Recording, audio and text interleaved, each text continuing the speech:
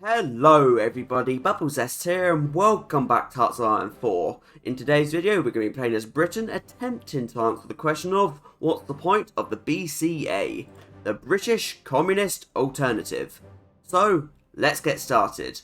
All we need to do is our focus, a change in course, and go up to speed 5 and begin. And now let's make some concessions to the trade unions. Oh, this is kind of a problem. Well, luckily Turkey managed to remilitarize the Turkish Straits without too much problem. What's happened is this is an ahistorical game. I've decided to do that today. And as you can see, already things have changed. We've now bent the knee to the trade unions, and now we're going to have to revisit colonial policy, otherwise a civil war is inevitable. And now unlocks the trade union decisions. They aren't actually so bad. Sure, they're kind of annoying to have things like conscription limited for a year, but it's only a year. We'll do them when we can. And hey, trade union support for new factories and other such things are actually okay. The best one though is definitely this one because it gives us 5 extra stab. I'll do this when it gets cheap. Oh, this is funny, we get ourselves a random minister. I've seen this have several different effects. The one we've got today is trade deal opinion factor. But sometimes I've seen something like negative consumer goods. One king comes out, another one goes in. Here comes the final king of the United Kingdom. And now let's push the colonies in the right direction. As I said, I do think it's interesting you have to do all of these before you can flip. The problem is when you compare it to all other ways to flip, this is quite slow. Let's continue our work with the dominions. Hey, at least it gives us more political power for these decisions. The dominions are now prepared. Let's create the foundations of an Indian state next. I do think it is actually interesting that you can choose to not do the free state solution. I'm sure that's probably a bit more interesting though if you actually like to do roleplay games. Whoa. Well, Italy's failed to conquer Ethiopia and now there's an Italian civil war. And they're communist. This could be interesting. Good luck. The foundations are in place, and now let's move India towards independence.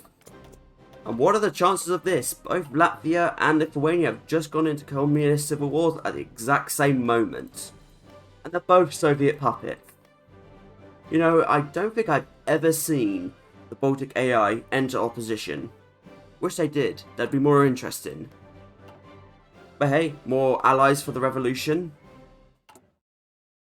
Oh wow, this is such an interesting ahistorical game. Nothing's going to happen to nationalist Spain. They managed to consolidate the north, the Carlists won't rise up. Anyway, let's withdraw from the contested territories. And with our withdrawal, the moment has finally come. Let us hold a referendum and flip. Nice. Now we can finally continue down the communist focus tree. Next up, let's decide what we're going to do with the royal family. Oh, game's lagging. And a Soviet civil war has just broken out. This is going to be interesting. Better keep an eye on this. At this point also, if you wanted to, you could move to secure the dominions. I'm not too involved with that. Do it if you want to, it's not that necessary. And now that we've flipped communist, the clock is now ticking. We now have 2 years before we have to decolonize, otherwise a civil war will break out. The communist civil war is interesting, I just wish it's more involved. The only thing that controls it is whether or not you've decolonized. I wish it was something like the Civil War, where after you fail to decolonize you have a state expansion game and then the civil war starts. You know, be more interesting that way. I know I talk about state expansion games a lot, but I do kind of like them. I just think they're a good example of how to do civil wars. But also, talking about the communist civil war, decolonization not happening would not start a civil war. You know what authoritarian regimes are known for being? Hypocritical. I don't think a civil war would start just over decolonization. Oh no! The Soviet Civil War has pieced out the Latvian Civil War. There are now 2 Latvias. Oh dear. When it comes to the royal family, let's just say the option is yours. And now let's deal with the aristocracy. And they're gone. Let's finish off this quartet with For the Good of the Revolution. Good focus though. Removes the water end awards, it gives us minus 5% consumer goods. But now we're going to have to rebuild our high command. It's in kind of a mess right now. But luckily we have the perfect candidate. Mars Dempsey, you're promoted. I mean, it's disappointing to lose Montgomery, but what did you honestly expect? We were going to have to do it. Well, Australia, you can probably have it. This is the state of the Italian Civil War. It should be over right now, but because Palermo is worth 20, Mussolini stubbornly holds out. You know what, let's hire George Orwell, because that allows us to go up to partial mode. I miss the days when a changing course would actually give you like 10 war support, instead of just giving it temporarily. But anyway, here comes the first Declaration of Independence. They're all going to do this after a while. Well, that's enough of that. Let's finally continue down decolonization with self-government for the Mediterranean. It's also good to do these decolonization focuses when you're communist, because when you're democratic, they'll be released as democratic. But since we're communist, they'll be communist. You may as well. And who's ready for some lag as well, because this will lag up the game like almost nothing else can. Finally, Italy won. Congratulations. I hope there's some good rewards for this. We're losing most of our empire. Anyway, self-government for the Middle East. Hey, at least these focuses give us some extra manpower and some political power as our tiny amount of compensation.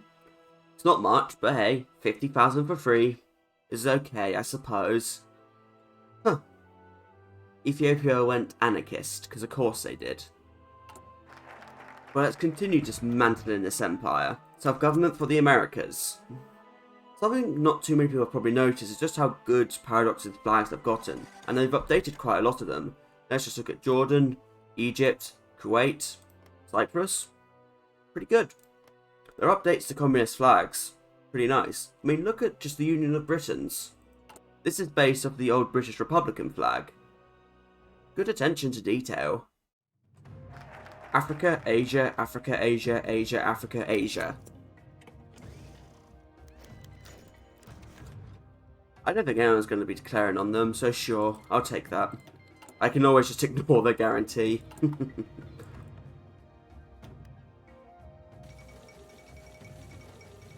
I don't know what Winston Churchill's doing here. And finally, it's time for Africa. Really, really lag the game now. Well, who could have seen that one coming? I swear it's more likely than not on a historical that Germany fails to detonate land. Now we could finish decolonisation, but we still got a little bit of time on our hands. So let's finally do the main event, the BCA. No more allies, BCA time. And we get a new leader. Wonder who will replace Harry. His trait's alright, so this guy must be interesting. What the? So Ethiopia just decentralized and they didn't even tell us. At last though, the moment has come. Let us finish our decolonization. And here's our new leader, Rajni. To be honest, he's kind of disappointing. I know Harry only had 10% factory output, but I'd rather have that than no trait at all. Also, why doesn't the British Communist Alternative send an event out to all other communist countries to join us? Most other communist factions like that do. I know it isn't much, but it would be nice if Italy got an invite and decided to join us. Maybe Paraguay, you know, they always join communist factions. As this focus says though, we have quite a high chance of losing quite a few of our former puppets, as quite a few of them will leave, some will stay. Oh, look who it is! His portrait's finally been fixed. Salvador is back.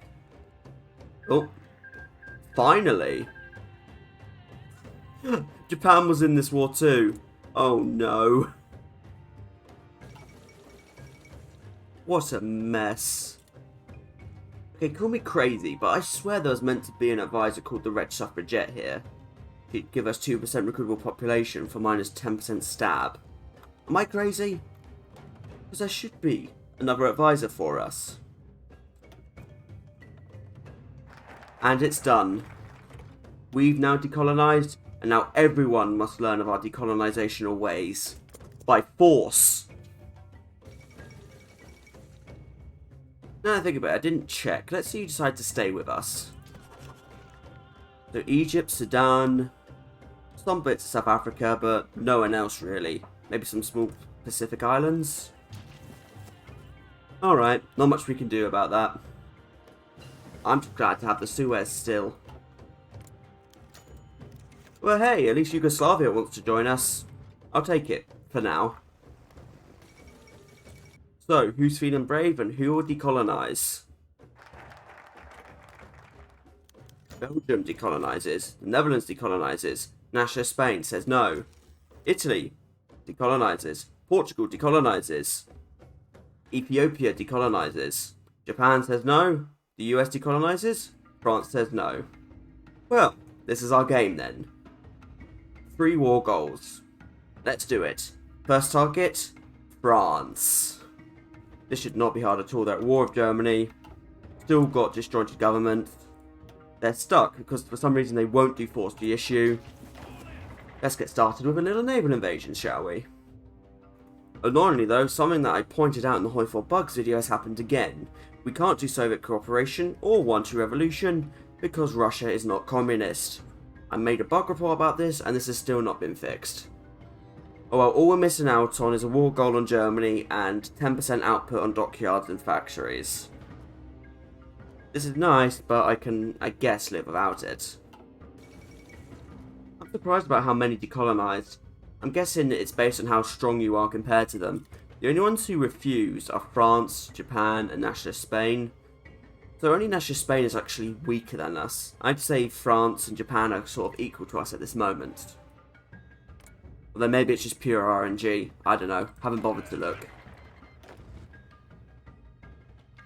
France is finally doing force reissue as we're about to take them down.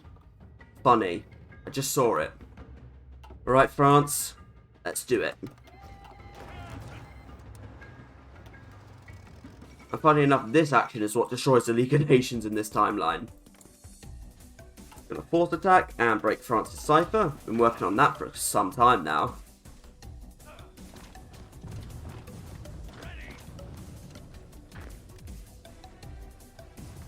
And perfect.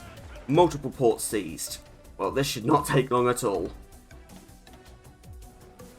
Not even going to summon the entirety of the army. I'm only sending 72 divisions over. Just before France falls, I want to point out, Germany has the majority of the war score and they have not fought at all in this war. Germany's contribution is somehow in the majority from destroying planes. Planes! Even though I've taken all of France. Ridiculous. I know Paradox has fixed the Lend-Lease. Now they need to fix planes. Seriously, planes should count for like 1% of war score, not 52%.